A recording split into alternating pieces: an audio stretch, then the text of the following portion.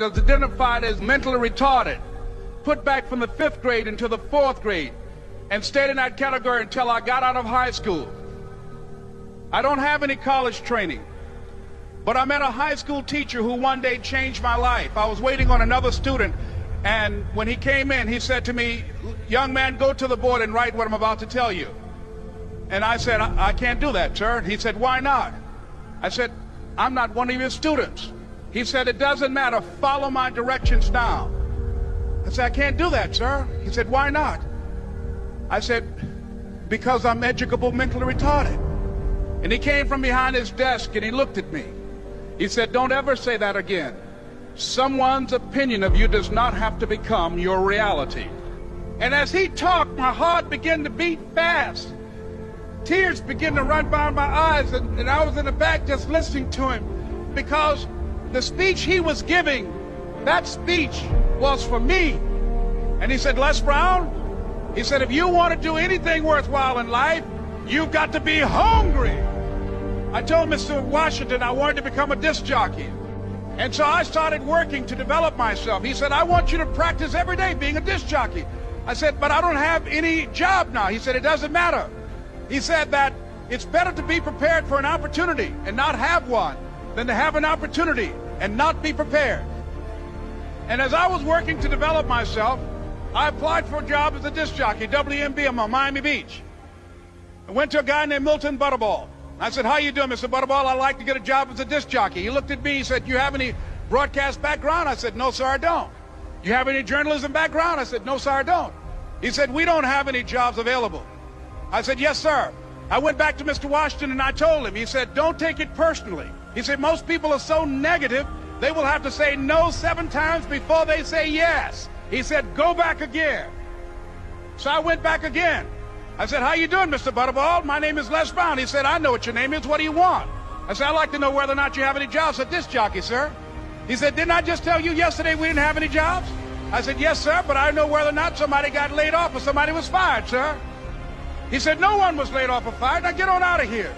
I came back the next day like I was seeing him for the first time. I said, "Hello, Mr. Butterball, how are you?" He looked at me with rage. He said, "Go get me some coffee." I said, "Yes, sir."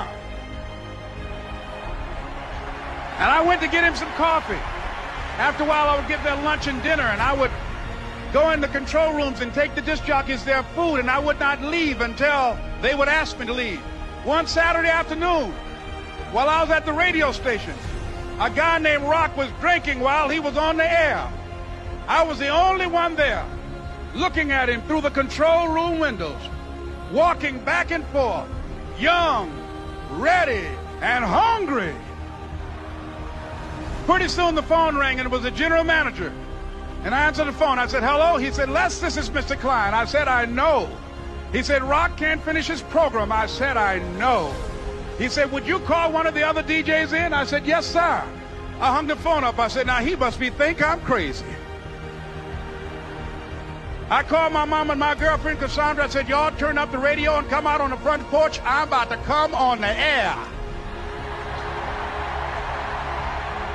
I waited for about 20 minutes, and I called him back. I said, "Mr. Klein, I can't find nobody." He said, "Young boy, do you know how to work the controls?" I said, "Yes, sir." He said, "Go in there and don't say nothing here." I said, "Yes, sir." I couldn't wait to get behind those controls. I put on an old Stevie Wonder record called Fingertips. I sat down behind that turntable. I said, "Look out, this is me, LB Triple P, Les Brown, your platter playing papa. There were none before me, and there will be none after me. Therefore, that makes me the one and only. Young and single and love to mingle, certified, bona fide, indubitably qualified to bring you satisfaction, a whole lot of action. Look out, baby, I'm your love man." I was hungry. I was hungry. You got to be hungry. Begin to know that you have greatness within you. And if just one of you here begin to envision yourselves as being blessed and highly favored to reach your goals, if just one of you capture the essence of what that means, that you have greatness within you and a responsibility to manifest that greatness, that you can make your parents proud, you can make your school proud, you can touch millions of people's lives And the world will never be the same again because you came this way.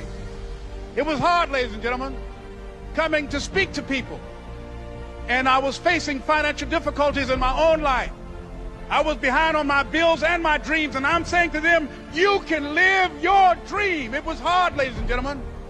It was very difficult to pick myself up each day believing that I could do it. There were times that I doubted myself. I used to ask myself, can I do this? And something said within me, you're the one. Don't give up on your dream.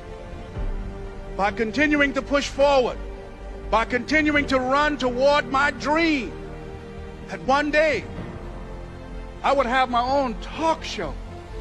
It's a long shot, ladies and gentlemen, from Liberty City, an abandoned building on a floor, never knowing my mother or father. It's a long shot. Being here with you today in this dome in Atlanta, it's a long shot. No college training, labeled educable, mentally retarded, but I kept running toward my dream.